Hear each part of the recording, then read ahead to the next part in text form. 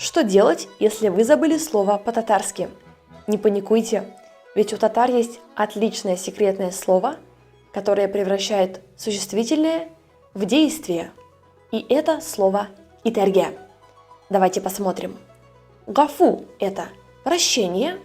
Гафу итерге – прощать. Ярдем – помощь. Ярдем итерге – помогать. Сейхет – путешествие.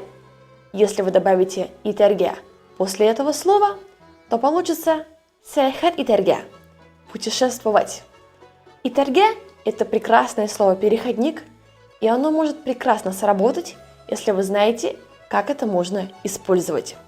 Хотите знать больше таких лайфхаков и говорить на татарском языке без страха?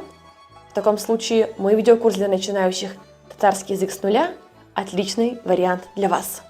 В нем мы разбираем основную грамматику, фразы и выражения для общения на татарском языке каждый день. Занимаясь по нему всего 5 минут в день, вы сами поставите базу прекрасного татарского языка. Вся информация в комментариях к этому видео.